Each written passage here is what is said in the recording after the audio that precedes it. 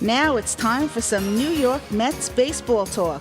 Here's Gary Mack bringing you the latest news and analysis from Mets Nation and the world of baseball on another edition of Mets Musings. And hello and welcome to episode number 159 of Mets Musings. I'm Gary Mack. Hope everybody had a great week out there, and don't forget to be a part of the show. You can do that. You can be a part. Call the voicemail comment hotline at 516-619-6341. Drop me an email, metsmusings@gmail.com. Don't forget to follow me on Twitter at MetsMusings1. The Facebook group page is Mets Musings, and we are available on iTunes, Stitcher Smart Radio, TuneIn.com, iHeartRadio, so no excuses to miss the show at all. And while you're checking out our show, I hope you check out my other shows. Cyclones Fever Cast. It's all about the Brooklyn Cyclones, and that's available on iTunes as well as Stitcher Smart Radio, and the Cyclones Fever Cast.blogspot.com. And, of course, MLB This Week, which I co-host with my good friend Rich Baxter. So check that out at MLBThisWeek.com. That's the video. The audio can be seen or can be heard. You want to see the video and listen to the audio. I'll get it straight one of these years. You can hear the audio at MLBThisWeek.podomatic.com. And, of course, on iTunes and Stitcher Smart Radio. Well, our Metsies, hotter than a firecracker in the month of July. They came home, didn't look good. They were beaten and disheveled and everything else. And lo and behold, got healthy. And so far, on this 10-game homestand that everybody was nervous about, they don't play so well at home. On this 10-game homestand, they have completed 6 games so far, and they took 5 out of the 6, 2 of 3 against the Texas Rangers over the weekend. Zach Wheeler had another solid start. Duda and Travis d'Arnaud have been hitting, and let's see, where are we here? And Kirk Neuenhuis has been sensational since he's been called up from the minors in a smaller role, bench role, but has come through with some big hits. And last night got a big sacrifice fly with the go-ahead run on third. Came through with that. And so shortened his swing, made some adjustments. He's been very good in a bench situation. Same thing with Eric Campbell. People are starting to hit. D'Arnaud has hit about 300 since he's been recalled from the minors. And, of course, as I said, Lucas Duda's been up there being more aggressive and getting the bat on the ball and putting the ball in play. And as we said here all year, if you make contact, good things can happen. And that's what the Mets have been doing the last couple of weeks. And I think the early part of the year, they suffered from paralysis from analysis. I think they had too much information, too much video, too much stuff going through their head. It was just jammed in there, and they couldn't perform. And now I think they're taking a different tack. They're performing more. They're seeing the ball, hitting the ball, making contact, putting the ball in play, and good things will happen. All right, so that was the weekend, and that brought us to Monday night. And the Mets took Atlanta in Game 1 of a 4-game series in 11 innings, and they won that on a single from Ruben Tejada. And that was a big win because they had the lead. It was tied late. Actually, Atlanta went ahead. They came back, tied it up on a Granderson home run, which was huge, and then were able to pull out the game in the 11th inning. Big win for the Mets. Tuesday, they jumped on starter Julio Teheran early, and Curtis Granderson did it again with a leadoff home run at the bottom of the first. The Mets played it 3 runs with 2 outs in the second to take a 4-0 lead. After Daniel Murphy ripped a 2-run double, David Reich stroked an RBI single to left field. They notched another 2-out run in the third when Eric Young Jr. had hit an RBI single to right field to increase the 5-0 lead, and they coasted from there. They added single runs in the sixth and seventh. Lucas Duda was on base 5 times in this game, going 3 for 3 with 2 walks.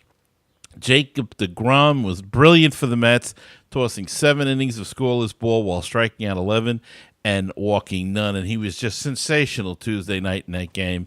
And this guy is really, I think, a good young pitcher for the future. And I hope they hang on to him because he's not the touted big prospect, but he gets the job done, and he's good, and he can hit. And that victory was important because it was the 4,000th in franchise history. The team won their 3,000th game on September 3rd, 2001, their 2,000th on May 2nd, 1989, and their 1,000th on May 22nd, 70-something or other. Didn't print out, so... but 4,000 victories in team history.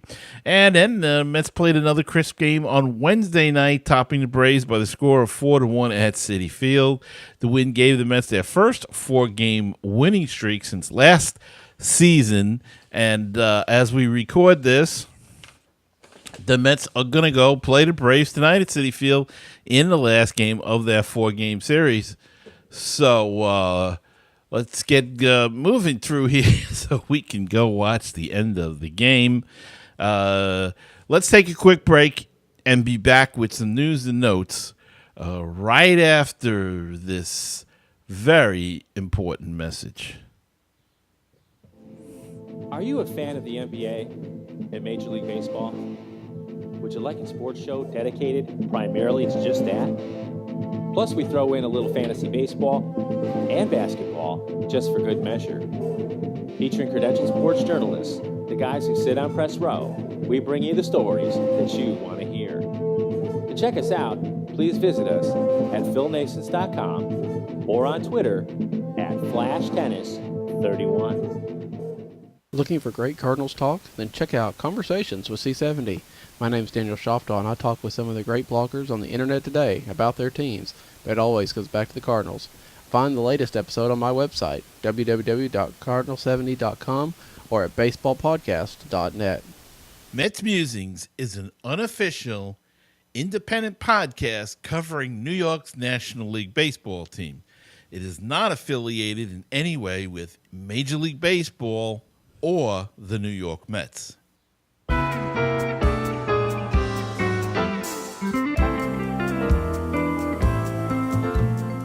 516-619-6341. That's the voicemail comment hotline. If you'd like to be a part of the show, give us a call at that number. Or you can do things the old-fashioned way. Send us an email. MetsMusings@gmail.com. Facebook group page is MetsMusings, and the Twitter handle is @MetsMusings1. So I hope you'll check that out. And yes, we have a store. Check it out, Zazzle.com/MetsMusings. So check out all those sites and participate. And don't forget we're on iTunes, Stitcher, Smart Radio, TuneIn.com, as well as iHeartRadio. And in the news and notes department, Daniel Murphy will be the only player representing the Mets during next week's NLB All-Star Game in Minnesota. This will be Murphy's first All-Star Game appearance.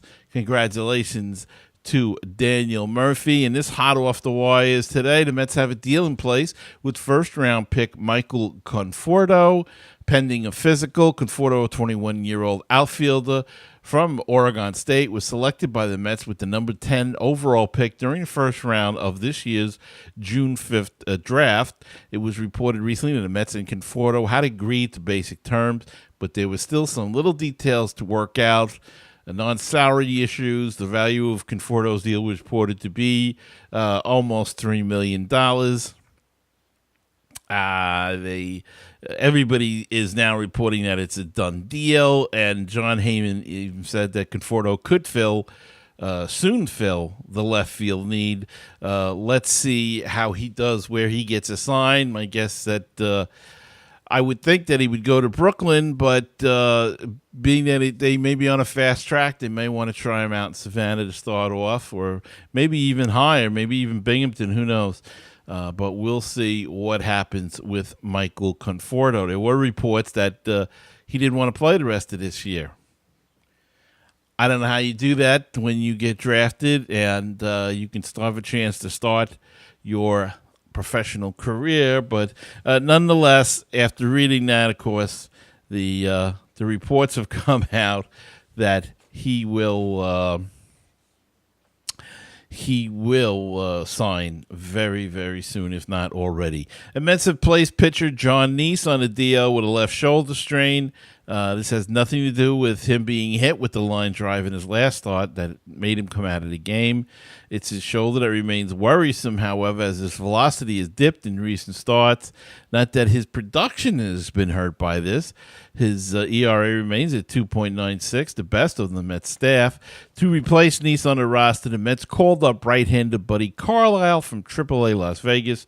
Replacing Neese in the rotation will likely fall to Dylan G., who came off the DL yesterday and was brilliant, just brilliant against the Braves in a 4-1 win. And the Mets announced that Gonzalez Herman was sent down to make room for Dylan G. on the roster. Carlos Torres was struck in the right hand with a line drive in the 11th inning the other night, but remained in the game, and x-rays after the game were negative. He did not play last evening. Jeremy Hefner, remember him? He threw 40 live batting pitches on Tuesday, and his schedule has seen game action on this Saturday. He is penciled in to throw one inning in a minor league game, likely with the Single-A St. Lucie Mets, where he's been rehabbing. Hefner said recently that he may be able to pitch in a major league game in 2014. Hefner underwent Tommy John surgery on August 28th, 2013, 6 weeks before Matt Harvey had the same surgery. So Hefner on the at the comeback trail here from Tommy John surgery, and that's going to make things even more interesting for the Mets, especially with the trade deadline coming up. And Mets minor leaguers Wilmer Becerra, 19, and Vicente Lupo Perez, 20, were arrested Friday morning in Tennessee for drag racing. Becerra and Lupo, who play for the Rookie League Kingsport Mets, were both driving over 100 miles per hour when they were pulled over by local police. I guess this is a case of boys being boys, but boys, one false move and there goes your career and possibly your life. So maybe it's time to take the foot off the accelerator a little bit. And we got an email from our new friend Josh in New Jersey, and Josh has a few questions. He wants to know, do you think the Mets will trade Dylan G. and Daniel Murphy? And do you think the Mets will pick up a shortstop or second baseman? How is Matt Harvey's rehab coming along? And do you think Jordan Neese's injury will impact his pitching moving forward? Let's start off with the first one. Trading Dylan G. and Daniel Murphy. It all depends upon what the deal is that's offered to them. There are a lot of teams that need pitching. I think they would be more apt to try to move Bartolo Colon, more of a veteran pitcher, and keep a guy like Dylan G. Same thing with Daniel Murphy, but I do have a feeling that somewhere along the line, Murphy, who is probably the biggest trade piece right now other than Syndergaard, will be going somewhere else. They do have it is a position that they can fill with Flores, Matt Reynolds at AAA. They have Dilson Herrera in the system at AA.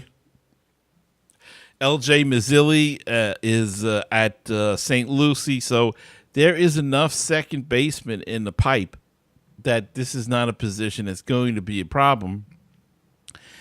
And I guess that kind of answers the second question. Do you think the Mets will pick up a shortstop or a second baseman? I don't think a second baseman because, as I say, I think they have enough in the pipe to take care of that situation. Shortstop, wow, if it's not Tulowitzki, I don't know who else you would really want to try to get. Tejada's been doing a job. He's been hitting. He's been getting on base. He's been making all the plays in the field. So I'm not sure if that's the way you want to go. But I don't foresee them seeing a second baseman or a shortstop bringing one in at this point. How is Matt Harvey's rehab coming along? It seems to be going along fine. No reported setbacks. He is due to throw off a mound, I believe, sometime next week. A sloped surface, a slightly sloped mound. And we'll know more after that, but everything seems to be progressing nicely. And let's see, the final question. Do you think Jonathan Neith's injury will impact his pitching moving forward?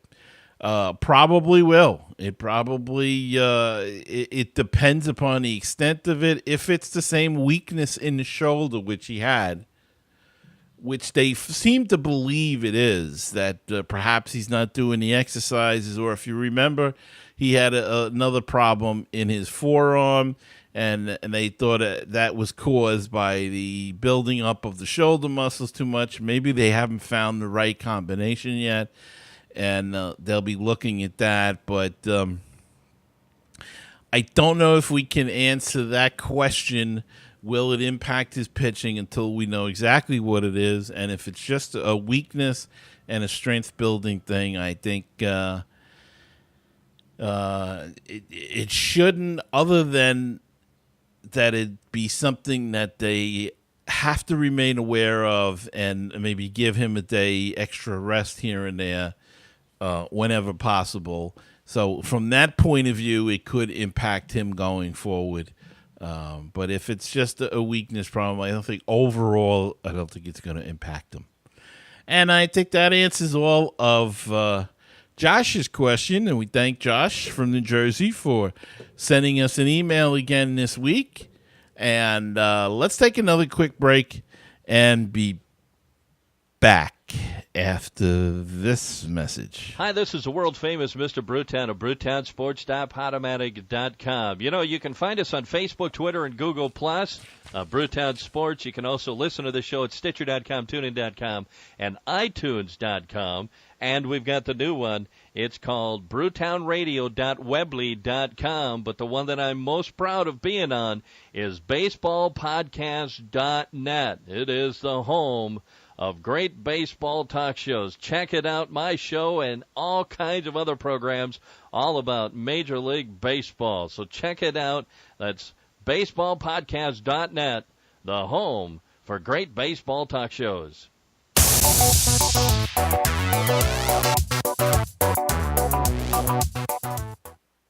Check us out at MetsMusings.com and find the Mets Musings podcast on Stitcher.com, TuneIn.com, iTunes, Flipboard, and at BaseballPodcasts.net. That's BaseballPodcasts with an S.net. Are you a fan of the NBA and Major League Baseball? Would you like a sports show dedicated primarily to just that? Plus, we throw in a little fantasy baseball and basketball just for good measure. Featuring credentialed sports journalists, the guys who sit on press row, we bring you the stories that you want to hear. To check us out, please visit us at philnations.com or on Twitter at FlashTennis31.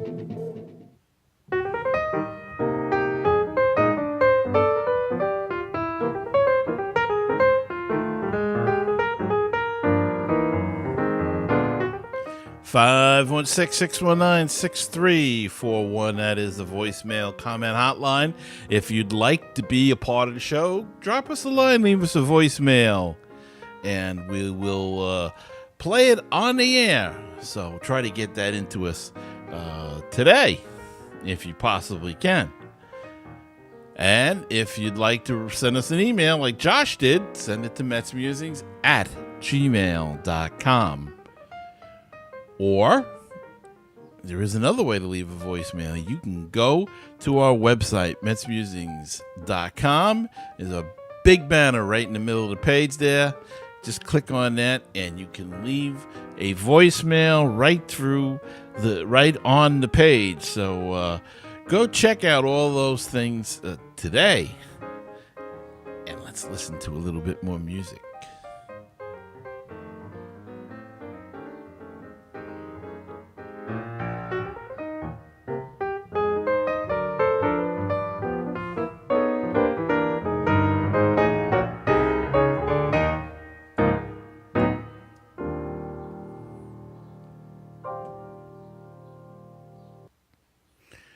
All right, we're back with the Farm Report, and before we get to how the teams did last night, we have some news from the farm. The Binghamton Mets are proud to announce that they will send 4 players to the 2014 Eastern League All-Star Stop at People's National Gas Field in Altoona, Pennsylvania on July 15th and 16th. Infielder Brian Bergami, outfielder Kyle Johnson will represent the B-Mets position players, while righties Cody Satterwhite and John Velasquez will bear the flag for the pitching staff. The Eastern Division and Western Division All-Stars will first square off in the Ghostman Games and Hitting Challenge on Tuesday, July 15th, before the All-Star Clash on Wednesday, July 16th at 7 p.m.